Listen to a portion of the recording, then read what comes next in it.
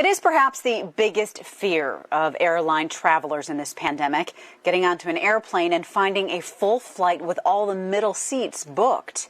Now there's a question of whether or not that should be allowed at all, with a member of Congress set to introduce a bill to ban the sale of those seats.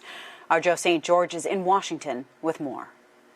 Louisiana had one of the first virus outbreaks. Cheryl Ann Blaine just took her first flight since the pandemic began. She's careful. Her mask is always on. In fact, she stayed away from her friends for 2 weeks ahead of today's flight to Reagan National. We quarantined ourselves for 2 weeks before these flights. Going into today, Cheryl Ann was nervous. Videos like this of packed flights are emerging around the country. She flew American Airlines, which is not blocking off middle seats. And while she tells us her flight today wasn't that crowded, the mere thought is worrisome. I don't see why you should be selling middle seats. In fact, American Airlines, United, Allegiant, Sun Country, and Spirit are all allowing middle seats to be sold and occupied on their aircrafts. Tonight, some are asking, should lawmakers step in and stop middle seats from being sold? After all, airlines have received billions of dollars in bailouts from taxpayers in recent months. It has to make a difference when somebody is that close to you. Democratic Senator Jeff Merkley of Oregon is on board. He's sponsoring legislation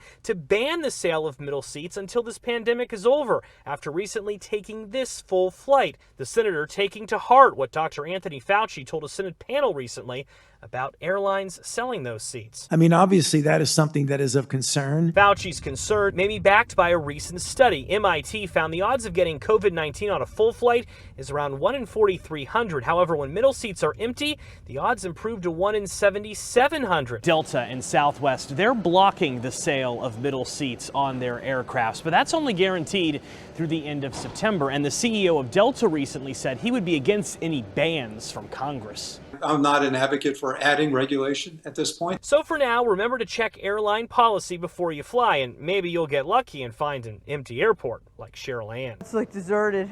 At Reagan National, I'm Joe St. George. Joe St. George, thank you.